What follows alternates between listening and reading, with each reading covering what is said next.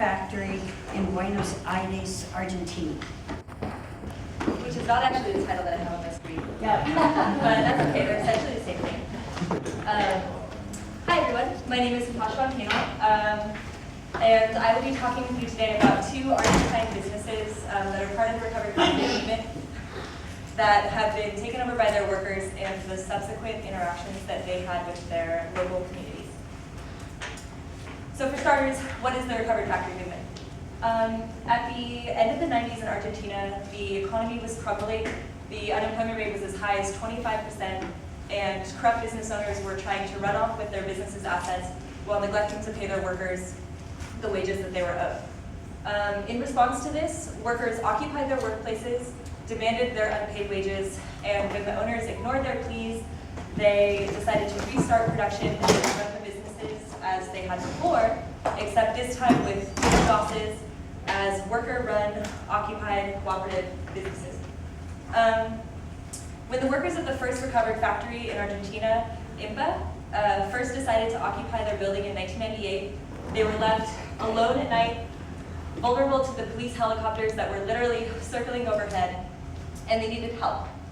And the idea came to them to open up their factory to the community, get a band together to play some music, have a little dancing and drink some latte, which is the Argentine version of coffee. And it was a success. And the workers of Infa realized that while they may have initially thought that they were recovering the factory for themselves and for their personal job security, it was really the entire community that recovered the factory. And that's how the concept of fábrica abierta, or open factory, was born. The open factory concept became a model for how a recovered factory should function differently than a capitalist enterprise. Whereas the capitalist factory is closed off from the community, recovered factory workers believe that they should open the factory to the community by holding different cultural events and providing services for the general public. In an interview with Enrique Lopez, who's pictured here, theater director of Teatro Sanitario de Operaciones, theater troupe that operates inside of Infa's building, I asked him how people hear about the recovered factory, specifically Infa. And he looked at me and he said, well, how did you find out about Infa? And I said, well, the cultural center, I heard they had events here, yeah. And he said, well, what happened with you is what happens with the majority of people. No one comes here because they want an aluminum knob, which is one of the products that Infa makes as a metal aluminum factory. Maybe they come here for the university, maybe they come here for the high school program, but what really communicates what Infa is about is the events that are happening at the cultural center. And the focus of my project was to see if Enrique's assertion was correct. How do people hear about businesses that are part of the recovered businesses movement? How does having a robust cultural center or different political events help the recovered business workers, the community, and the movement overall? To gauge what people knew about specific businesses, I conducted surveys of the general populace, compared the results of these surveys to the frequency of newspaper articles about each business, and conducted extensive interviews with both workers and attendees of cultural events. So the two businesses that I'm going to be focusing on for the purposes of this presentation are Infa, which was Argentina's first recovered business in 1998. It's a metal and aluminum factory of roughly 50 workers, and it is currently still being illegally occupied. The second is Hotel Balan. Hotel Balan is a hotel of 47 workers. It was recovered in 2003, and they are also still currently in illegal occupation, and they're currently in a legal battle as of this May when a court reissued an eviction notice, but they have not yet been evicted. So I decided to focus on these two businesses because of the differences in the ways that they interact with their local communities. While Infa subscribes to the ideology of the open factory concept, Hotel Balan has chosen to interact with its community in a slightly different way. So on any one week at Infa, there will be 2 theater productions, a couple of live music shows in their bar, which also functions as a gallery space, students coming in to participate in the accredited high school and university program, both a radio station and a television station broadcasting out of the 4th floor, an exhibition in the museum, a health clinic open on Wednesdays, and 42 workshops offered throughout the week, including how to make a Congo drum, clown classes, tango lessons, philosophy discussions, yoga classes, and a lot more. So it's pretty extensive. Workers estimate that in 1 year there are roughly 2,000 to 3,000 members of the community that come in to use the services at Infa. And as well as this, they also have large parties for events like National Workers' Day in May, New Year's Eve, and Day of the Children. Hotel Balan is a little bit different. While they agree with the ideology of the open factory concept, the main way that they bring people into their space is one, by being a hotel, and two, allowing political allies and other allied organizations to use their auditorium free of charge for press conferences, political debates, and political talks. And they have roughly 3 to 4 events of that nature a week, as you can see in the top photo. In the past, they also had a working theater which showed plays about the hotel itself and anarchist leaders, but that is currently inactive. And they have also sometimes hosted music festivals outside in the streets, which also functioned as protests in times of crisis. And pictured here is the director of a documentary about Hotel Balan, which travels the country educating people about the recovered factory movement and the hotel itself. So while Hotel Balan may seem like it is doing something similar to Infa, the scope of what Infa is doing and the scope of what Hotel Balan is doing are a little bit different. Infa has created a consistent community that regularly comes back to use their space, whereas the people that attend events at Hotel Balan are either necessarily transient by being hotel guests, are members of the press, which are coming for the press conferences and the political debates to report on them, or people that are coming to see an event due to their interest in a specific political organization. So while the two communities do have some similarities, and there are members of the community that are consistent at Hotel Balan also, they're not exactly the same. This brings me to the results of my survey. Hotel Balan was the most well-known recovered business out of the ones I surveyed, with roughly 91% of people familiar with the recovered factory movement also knowing about Hotel Balan. But you should also know that roughly 19% of people who didn't know about the recovered factory movement also knew about Hotel Balan, because it was a famous hotel before it was even recovered. It was built during the dictatorship, and it was a symbol of Argentina's prosperity. So Infa was the second most well-known, with 70% of the people who were aware of the recovered factory movement knowing about the factory. And that brings us to the question of what do people actually know about each factory. Roughly 84% of the people familiar with Hotel Balan knew about the events that happened there, whereas 87% of people familiar with Infa knew about its cultural center and the events that happened there. What makes those statistics particularly interesting is how they relate to the amount of information that the general populace gets about each factory. In a thorough analysis of one of the biggest newspapers in Buenos Aires, La Prensa, looking at articles from 1998 to 2014, there were 43 articles about events happening or about the situation at Hotel Balan, compared to 1 about Infa. Sorry. So although Infa has more events per week and more people coming in to use the facilities than at Hotel Balan's press conferences and political events have led to greater coverage in the media due to the time-sensitive and politically relevant nature of the events that they are putting on. So the results of the survey about community awareness seem to imply that the media coverage generated by the politically oriented events of Hotel Balan is roughly equivalent to the word-of-mouth coverage generated by the culturally oriented events of Infa, which I think is quite a feat for Infa. Many of the workers both at Infa and Hotel Balan assert that this community awareness and presence in their space functions as a type of protection for their occupations, which brings me to my next research question: how has the involvement of the community impacted the recovered businesses? Having community presence manifests itself as protection in 2 different ways.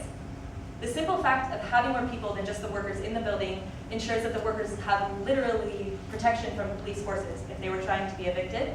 But it also functions as political protection, which is something I think is much more interesting. However, this is where the situations of the 2 businesses begin to diverge. The workers of Hotel Balan are currently on the verge of eviction. And everyone that I spoke to inside and outside of Hotel Balan are unsure about the future. They know that they have the support of the community, but they don't know if it's going to be enough to ensure that they'll be able to stay in their space. When I spoke with workers at Infa about the threat of eviction, they literally laughed. They know that no judge and no politician is going to try to be the one to shut down Infa. And the difference, they said, isn't the cultural events, it's not the workshops, it's not the health center, but it's the school. The thing that carries the most political weight is the school. No politician wants to shut down a functioning high school, especially not one that is the only high school in the area that is able to bring in kids from the slums to get an education. Finally, I found that simply choosing to engage with the community in different ways helped challenge the cultural hegemony of capitalist production. The workers at both Hotel Balan and Infa ensure that before every event, regardless of what it is, a worker gets up and speaks for a few minutes about their business's history and the programs that it offers to the community. That history, which is shared over and over, is what truly makes these spaces different from a regular community center. Many attendees that I interviewed told me that the first time they learned about the Recovered Factory movement was at one of these community events when a worker shared the history of the movement. And since then, they continue to return.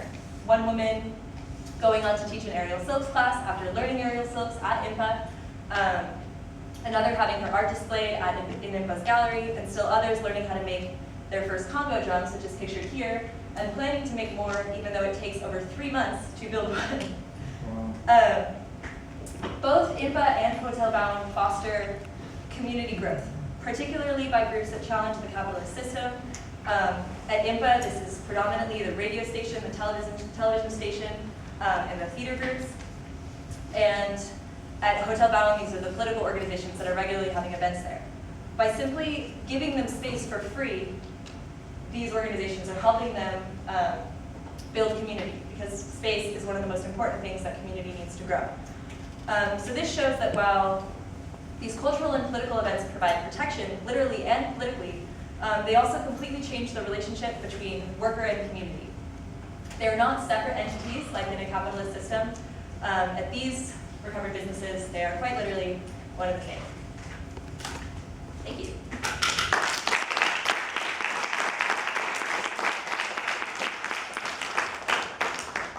Questions? Comments?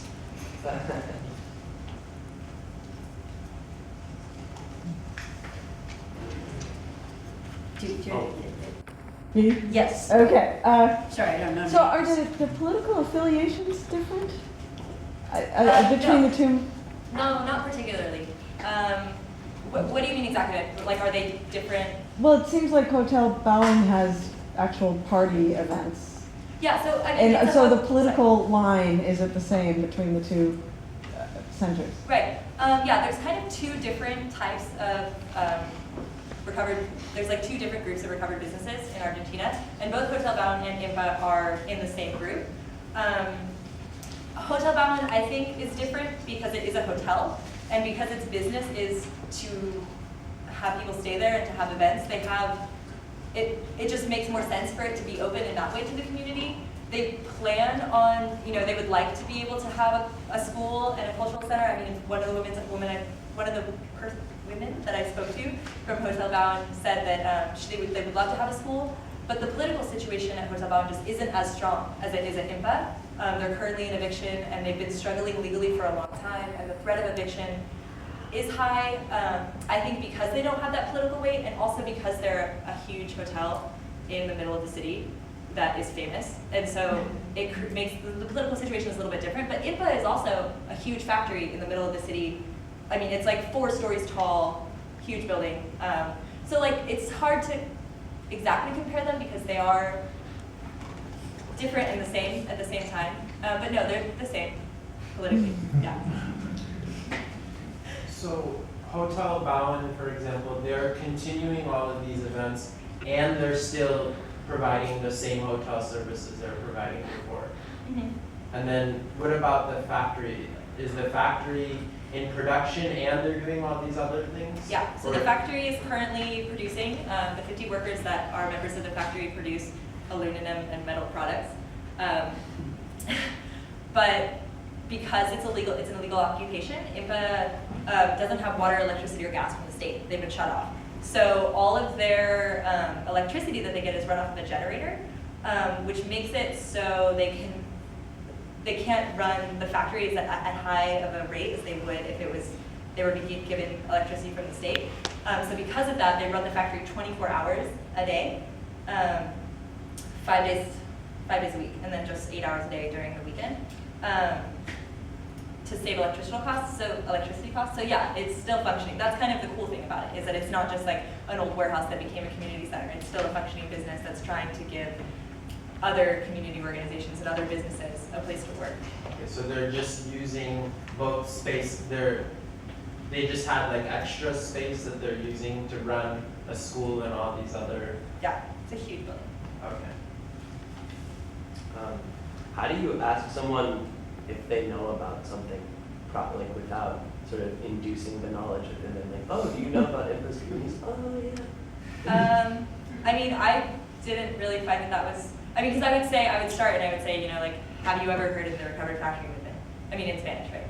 And they, and some people would say no, and some people would say yes, you know, and then I would ask, I had like, I think like 6 different factories that I asked about, and then I asked if they had heard about events at all of those factories, even though some of the factories didn't have events,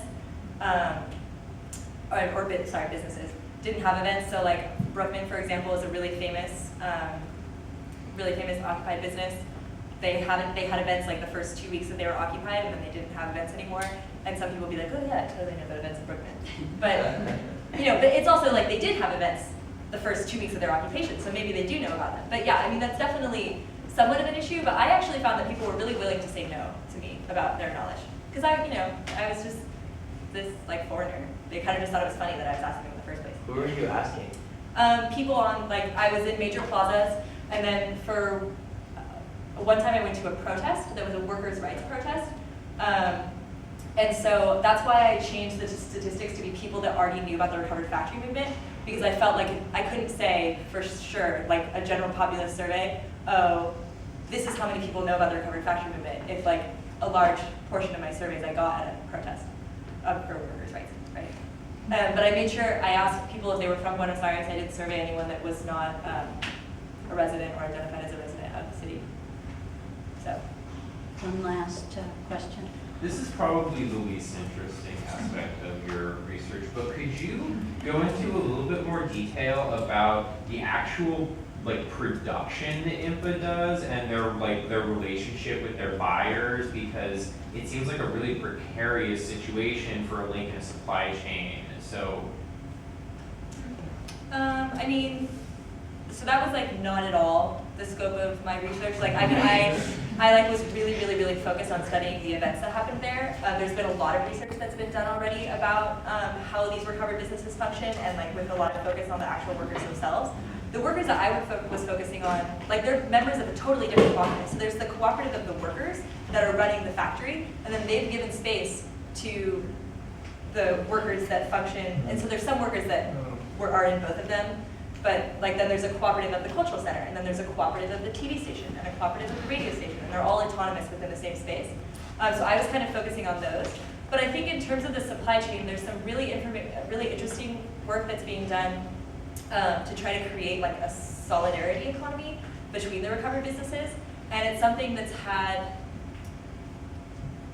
success, but I mean, it's not, they're not challenging the entire capitalist system or anything. It's like but they do make an effort to buy products from one another and help out new recovered businesses. So like, for example, there's a recovered tile factory, and like Hotel Balan used their tiles when they were like retiling their whole floor. And like, it's like, so it's more stuff like that. I think that specifically in terms of Infa, which I think is what you were asking about, it's actually because the products that they're making are really useful. And it's not as difficult to get a buyer as it may be for like a cooperative that I studied that was a graphic design cooperative. So for them, like the solidarity economy is much more important because they're making materials that can really be used by a lot of cooperatives. Like a lot of cooperatives need posters made, or maybe they want a book made about, something like that. Whereas for Infa, the solidarity economy, like how many aluminum knobs do you really need? Like they're making toothpaste tubes and stuff. Like toothpaste tubes, like you can sell them to toothpaste companies. Does that answer your question? Cool. Okay, thank you very much.